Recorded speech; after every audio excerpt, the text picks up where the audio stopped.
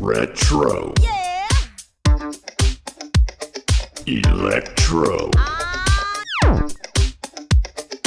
Tech. Oh yeah. Hey, turn the lights back on.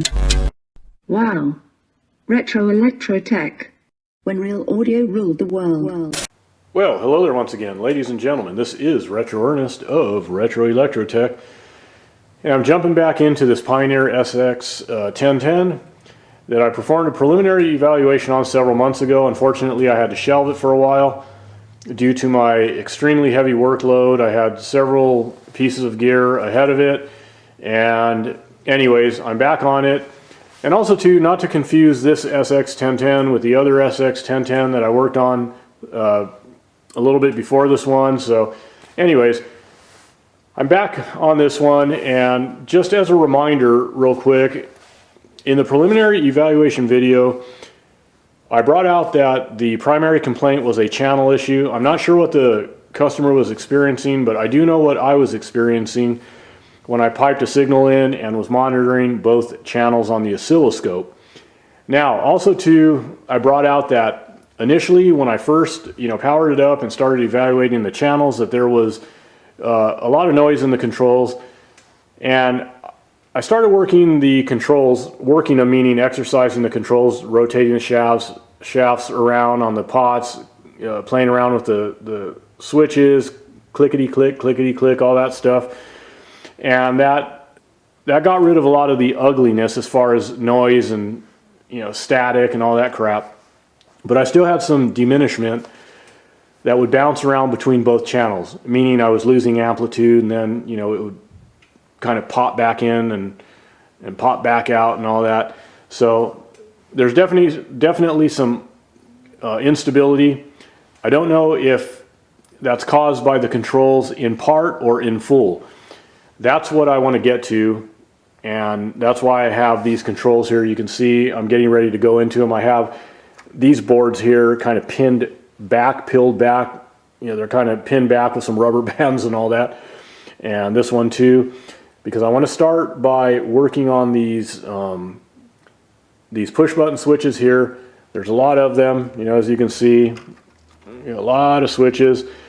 And these switches, the good thing is that the backs of them are open. So anyways, but that's why I have these boards pulled back, because what I'm going to end up doing here is I'm going to reposition this entire unit with the bottom side here facing the bench, okay, up on blocks, so that I can sit here and flush out the controls from the backs with these boards hanging like so, and work these switches over and over and over again. So that's going to take quite some time to do.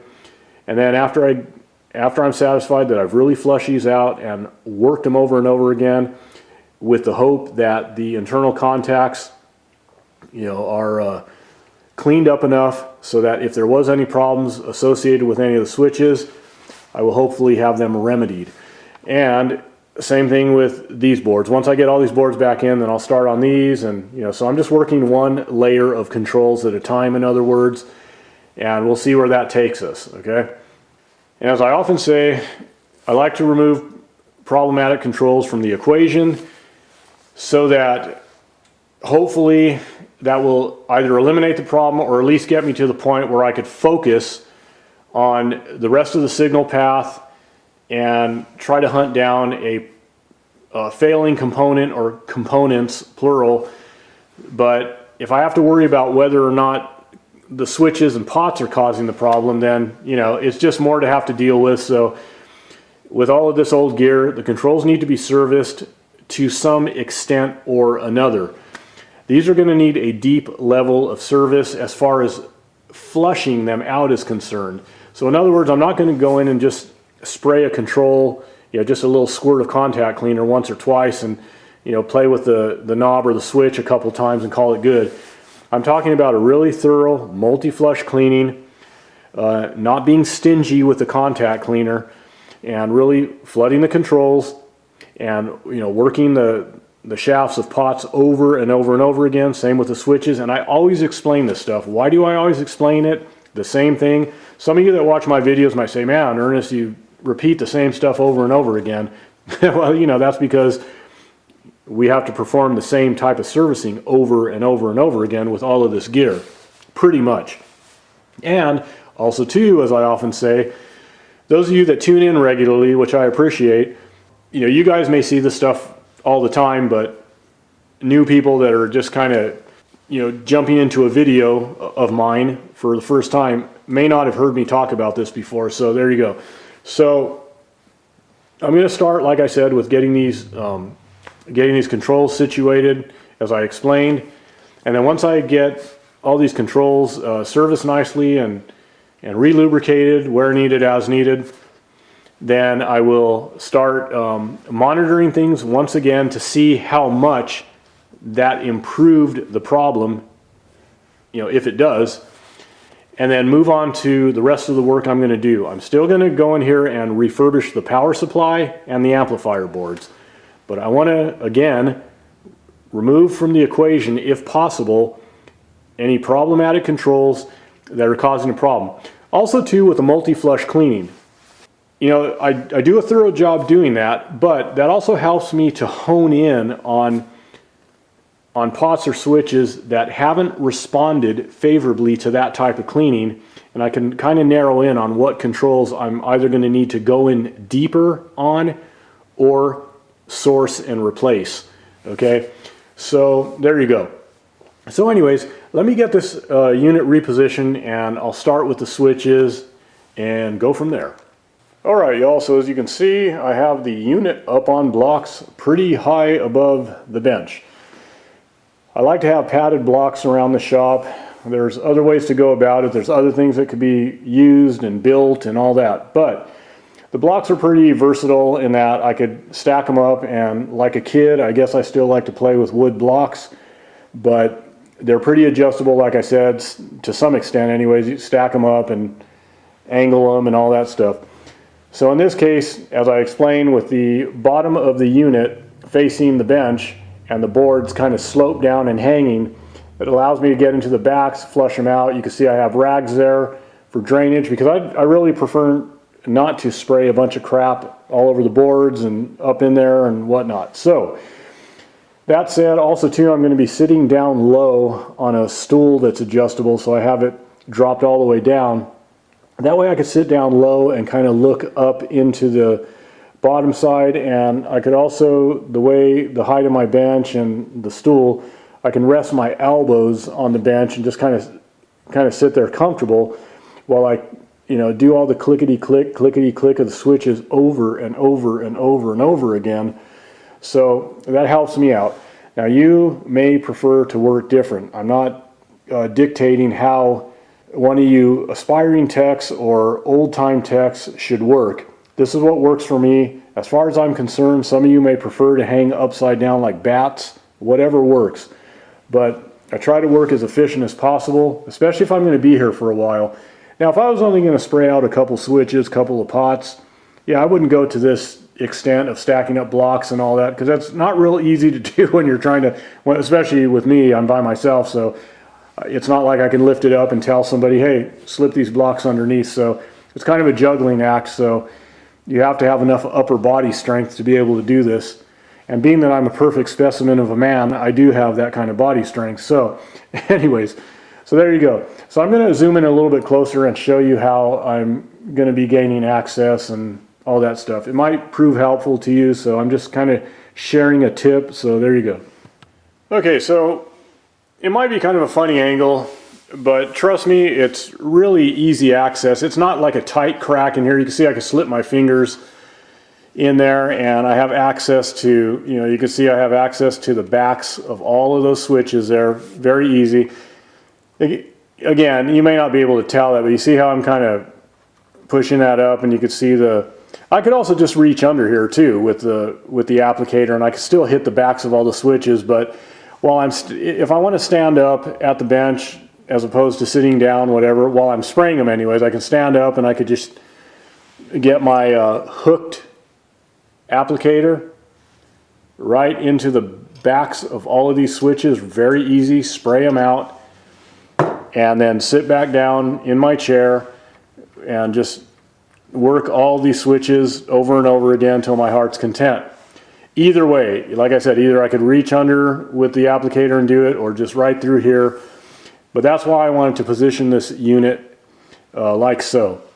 So maybe that's a tip that might help some of you out in servicing this type of stuff, but work smarter, not harder. So there you go. Let me go ahead and move on. Okay, so I'm going to start getting these switches flushed out. Let me start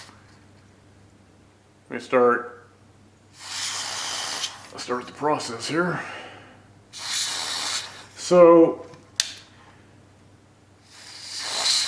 when I talk about multi-flush cleaning, I talk about it all the time, but I have to assume some of you are tuning in for the first time. I don't have too much contact cleaner left in this can, but that's okay. When I talk about all this multi-flush cleaning, I want to emphasize that yes, I copiously flush out these controls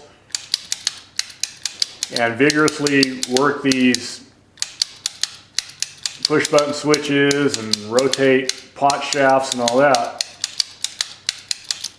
Because of course the objective is to loosen up accumulation, years of accumulation, perhaps dust, dirt, debris, pieces of debris, lubricants that were applied previously that have become degraded and so forth. And in order to do that, to loosen things up, there's multiple steps, multi-flush cleaning. You know, first injection of contact cleaner and working of push button switches or whatever the case starts loosening things up. Next flush loosens things up and flushes things out even more. Next one flushes things out even more. And while you're working the buttons or rotating the shaft around, you're trying to clean those contact surfaces as much as possible. You know, kind of let them scrub and clean out and flush out all that garbage. Which is why a multi-flush cleaning is beneficial, as opposed to just getting your contact cleaner and spritzing in a little bit and working a control. I know that some people are concerned about using too much of their contact cleaner because it's so expensive. And what I'm going to say about that is I'm only interested in the contact cleaner aspect of the contact cleaner. I don't use the stuff that has the additives in it, as far as the proprietary and special formulations with, that have their lubricants and contact protectants and all that, like the deoxit formulations and all that. And I'm not bad-mouthing Deoxit. I use their products, especially like their fader grease. I use that once in a while. I definitely use the Deoxit fader lube, the little concentrated green bottle with the needle applicator. I use that probably the most out of any of their products. But I don't use their contact cleaners with the additives and all that, because they are expensive. Yes, absolutely.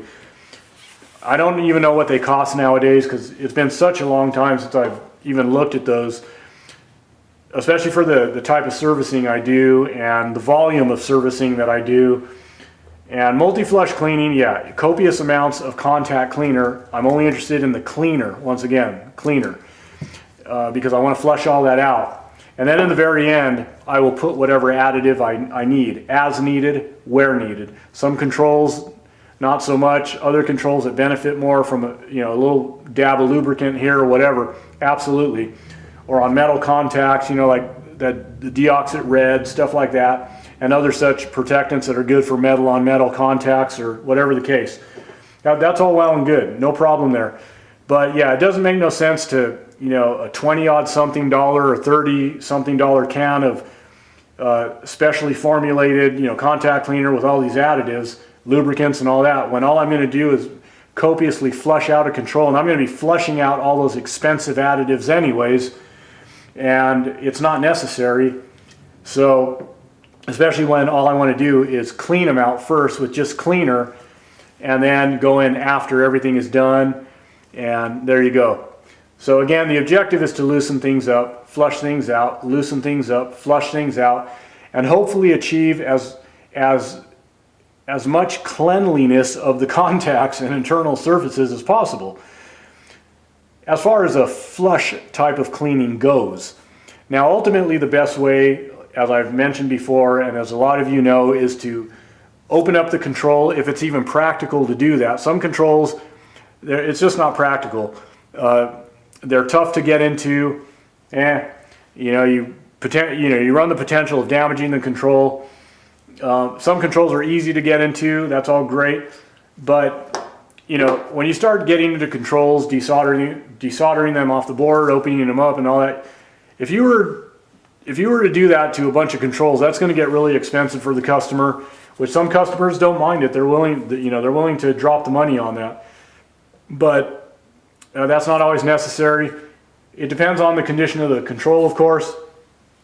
The control may do just fine with just a good flushing and all that, and add a little drop of fader lube after and work it and all that. It'll be usually good to go for quite a while.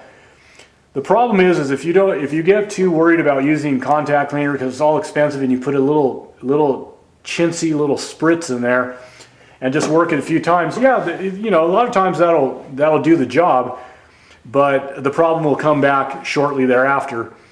The cleaner you can get a control, as I mentioned before, the better. The longer it's going to typically last, unless there's something else going on, within the control. It's kind of worn, or there's another problem. But if it's just a dirty control and kind of grungy and grimy and dirty, depending on how bad, a good solid flush, multi-flush cleaning and all that, and good rigorous exercising of all your push buttons and shafts and all that over and over again. I mean, I only did it a few times here. After I shut the camera off and get back to it, I'm going to be doing this over and over again, multiple times, going back and forth over and over again, and all that. So, but after that, usually these controls will last quite a long time before they're going to need to be serviced again, in most cases. But if you just lightly spritz them and just work them a little bit, then not so much. And I understand that if you're dealing with contact cleaner that's very expensive, I can see where some people are very reluctant to, spray all that money all over the place and by flooding controls and all that. And yes, you are going to be burning up money because you're just going to be dumping out all of that lubricant or contact protectant that those formulations contain and whatnot. So there you go. I just wanted to explain that because I know that when I'm doing these multi-flush cleanings and you guys see me flooding these controls and dumping all this contact cleaner out and all that, you're probably thinking, wow, that's a lot of money draining out on the rag there. But these are I think about 9 something a can, $10 a can, way better than a lot of that other stuff. And especially when you only need the contact cleaner initially, then there you go. And I buy this stuff in cases, really. Matter of fact, I'm almost out of this can and I have another one here within reach. So, I go through it, but that's one of the many expenses of doing business. That's just business 101. It's the cost of doing business. My customers pay for this stuff, and that's the thing. So you can't be all chintzy with it, especially. And the reason I say chintzy, I don't mean to be disrespectful or whatever. I'm just saying don't be chintzy with it, because if it's going to benefit the job, if it's going to make the ship go faster, then use it. That's the name of the game. You're trying to do a good job, a thorough job, and if using a good copious amount and flushing out these controls multiple times and working them, if that's what it takes to get these controls clean so that they'll last longer and perform better for a longer period of time, then by all means, So there you go. Also too, after I get all these controls done, I'm going to, I'm not going to do the rest on camera, but once I get them done, I think I'm going to move this unit back over to the main bench, put a signal in it, and establish a second baseline. And what do I mean by establishing a second baseline?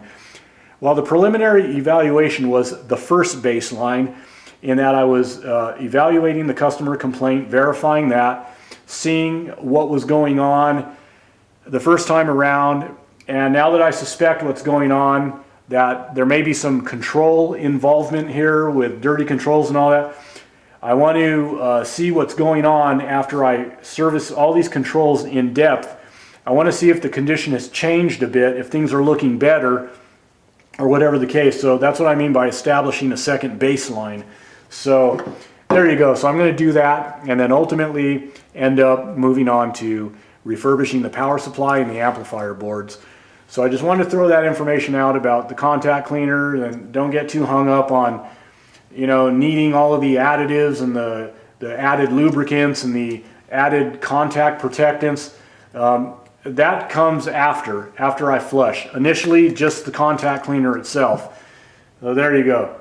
So if that was helpful, great. If not, no big deal. Do ultimately what you want to do. If you've got your own way of doing things and whatever, and your own formulation that you want to use, by all means, have at it. So there you go. I'm going to go ahead and move on. Okay, y'all, so the switches, push button switches all the way across here have been thoroughly flushed and exercised. So the only thing I have to do now is these controls on these boards. But first, I'm going to, because I'm working my way down somewhat, I'm going to check the relay, of course, that's important, and assess the contacts, clean them up a bit, and then gauge whether or not there's any pitting, and if there is, how bad or not, whatever it is. In other words, whether or not this is going to have to be changed out. So let me go ahead and zoom in and I'll do that. Okay, so let's take a look at these contacts here. Might be able to see that. And they're on the dirty side, especially this contact over here on the right. It's a bit dirty. So let me get some let me get a swab and some alcohol. I'm just going to lightly polish those up because, again, I want to take a look as to whether or not things are pitted, and if they are, how bad. Okay, so the contacts cleaned up pretty nice. Not with the anhydrous alcohol, though. Sometimes I'll initially try that because sometimes contacts will clean up okay with just the alcohol. It depends. But anyways, let me make sure I'm in view here. Pardon me a minute. And yeah, you could probably see the contacts are looking pretty good. You know, everything's looking nice. All right. And let me see, just for kicks, if I can zoom in a little bit more. It might be hard to see in here, but yeah, these contacts came out nice as well, okay? And as far as pitting goes, everything is looking pretty good. Okay, so before I move on, I wanted to provide some information that might prove helpful to some, and that is, I mentioned earlier that I didn't achieve clean contacts, not to the extent that I wanted them at least, with just the anhydrous alcohol alone. Sometimes it works well. It depends on the condition of the contacts. It depends on how tarnished they are, or how much, again, accumulation on them, whatever, grime. And you could also try some contact cleaner sprayed onto a cotton swab, a Q-tip, whatever, and see how that does for you. But either way, you're going to want the contacts nice and clean anyways, whether it's alcohol or whatnot. Before you try something with more bite to it, something with more oomph, such as Tarnex. Okay, I use Tarnex for this purpose as well, as do other people. I know there's other people that like to use Tarnex for cleaning contacts and other stuff. It works well, but the thing about Tarnex is that you just want to start out with a clean surface. So as I mentioned, using the alcohol, starting with that, if that works, fine. You don't need anything else, and sometimes it does, or sometimes a contact cleaner does, but at the very least it's cleaned the contacts in preparation for applying something like Tarnex. because they recommend on their instructions here that you start out with a clean surface. In fact, they mention using warm soapy water, and I don't use warm soapy water, but I mean, I suppose you can. You can put some warm soapy water in a container and dip your swab in there and kind of clean things up first if you're ahead of applying the Tarnex, and then wipe off the excess soap and water, apply your Tarnex, and all's good in the world. But being that I just used the anhydrous alcohol, I'm all ready to go. So as far as applying the Tarnex, I'll use a little container, just spare container, whatever, no big deal, no rocket science there, and just pour a little bit in, just enough, just a little bit at the bottom, just enough to dip your Q-tip, your swab in, saturate it, and then on the actual contact surface itself, I'll dab the contact and leave a drop of Tarnex sitting on the contact or contacts, whatever, and let it sit there for just a little bit. I say just a little bit because they also recommend in their directions not to leave it on a surface for more than a couple of minutes. So whatever time you want to wait, within that couple of minute range there, is up to you. Just kind of watch the contact. You'll see that it works really fast. You'll see the tarnish, whatever gunk or grime is on the surface of the contact, you'll see that start to kind of dissolve away. So, and with the same swab that I have saturated with, with the Tarnex, I'll start, in a circular motion. I'll just kind of buff out the contact surface a bit, and it works very, very well. So after that, after you're done kind of buffing it out there and cleaning things up, follow up and just get the excess Tarnex off. I'll use just a little bit of plain water in a container. I'll dip a cotton swab. I'll just, hold my contact. Well, I don't have the contacts in frame right now, but that's okay. I'll just, hold the contact there and, brush a little water onto it, clean off the excess, and then I'll follow it up. Once I got the excess Tarnex off, and I'll follow it up with, a swab and some alcohol and just clean off anything else, all the residual or whatever, and everything's good there. So, and it works quite well. Now, let me go ahead and just actually zoom in on the relay real quick, because I want to explain something else that, again, it might prove to be a helpful tip. It might not, but let me go ahead and do that. So as far as applying your cleaner, whether you're using Tarnex or something else, as far as applying the cleaner, just a good old cotton swab will do the trick. Let me make sure I'm in frame. Let me flip my screen around. So just a good old cotton swab, because that's what everybody has. Everybody has cotton swabs, so you don't need anything fancy schmancy. Again, as I say, sometimes there's more than one way to skin a cat, so there you go. Now, cotton swab, that's pretty obvious because, well, it's non-abrasive, and you need to be a little more careful with plated contacts, and you don't want to use something too abrasive and all that, at least within reason. You don't have to get too fanatical about it, but cotton swabs are good. Everybody's got them. They're fairly inexpensive, I suppose. Although, I don't know if there's anything inexpensive anymore on this planet, but anyways, a good old cotton swab, especially for these contacts here where you have full access. You can just, buff them out, right? Kind of common sense stuff, just buff them out. But the reason why I zoomed in on this relay is because these contacts here, you only have so much room in between them, and you don't want to force anything in between there. So unless you have something that really fits in there good. Now, I own a lot of these little micro swabs here, okay? And these are used in the cosmetics industry. Women put on their eye makeup with these, but these are very small little micro swabs. And as you can see, they fit right in there, right in between the contacts, no problem. But again, if you're just using good old regular Q-tips, cotton swabs, then just, let me back out just a little here. Then just get your pliers, and just flatten out one of these cotton swabs, okay? and just flatten it out. You don't have to pull off the cotton material or anything like that, because you really do have to kind of get it flat. Just flatten out the swab, and as you can see, once you do that, no problem. You know, it fits right in there, and then you can, you know, use a nice little circular motion or whatever, and, you know, buff out the contact and all that jazz. So no need to get too fancy. Just get your pliers, flatten out a swab to fit it in between. I do that all the time when I need to fit a cotton swab in between a tighter area than it would normally fit if you didn't flatten it out, is the point. So although that's nothing high tech, it's not rocket science or anything, I just thought I would point that out as a tip, because, you know, you might be wondering, well, you know, I can't fit it in there. so there you go.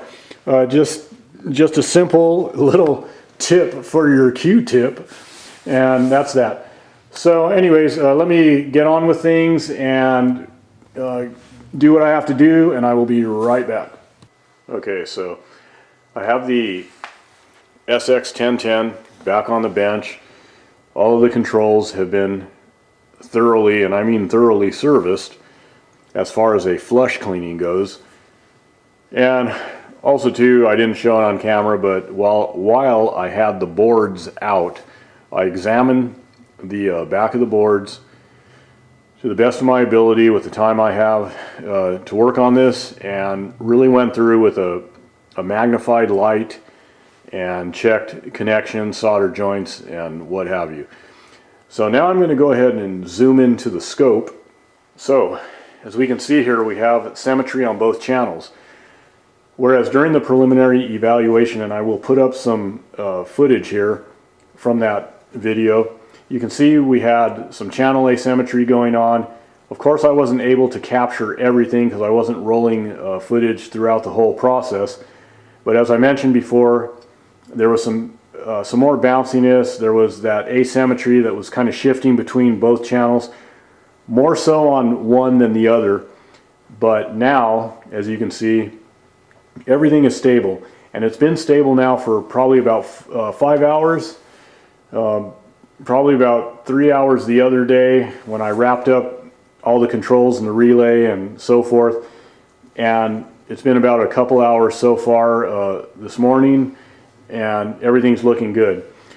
So that said, the servicing of the controls has definitely had an influence, positive influence on things, and I've been rotating the shafts of pots, playing around with the toggle switches, push buttons, to see if that would influence any jittery behavior, channel asymmetry, whatever. Not a single hiccup. Everything has been really, really stable, so that's a good thing, of course. So for the record too, I want to mention that I haven't been pushing this unit too hard. Not until I get the power supply taken care of in the amp board, especially on account of the power supply because of all the heat stress put on this power supply. As I probably pointed out in the preliminary on this, and I don't really remember, but definitely on the other SX1010 I was working on, I know I zoomed up close and personal to that power supply board and showed everyone the discoloration and the labels on the electrolytics that were retracting. They were shrinking on account of exposure to heat and all that. But because of all the heat stress on the power supply is the point, I don't want to push this unit too hard until I get, again, the power supply refurbished, the amp boards and all that, until I bring up that reliability and I feel a little bit better about making this unit sweat. But I've been monitoring things. I have this hooked up to a load right now because I am putting a little bit of a load on it. I've been monitoring things at what I refer to as cruising altitude. So this is a 100 watt per channel into 8 ohm unit. I've been running it at about 25 watts on average, taking it up to about 50 watts, parking it there for a little bit, and then bringing it back down. Again, I don't want to push it too hard at this time, but I do want some load on it. I do want to run it a little bit here and heat it up just a little bit to see if I'm going to start having channel issues and so forth. But I'm not going to know for sure, once again, how well this is going to hold up until I really make it sweat. And I'm sure it's going to do fine based on what it's exhibiting right now, especially, again, when the power supply and the amp boards are done and I've gone through and assured that everything else is looking okay, then everything's going to be good. So anyways, on that note, I'm going to do everything else in a part 3 video, which is going to be the last video, hopefully, unless something else was to crop up, but I'm pretty sure everything is going to hold stable.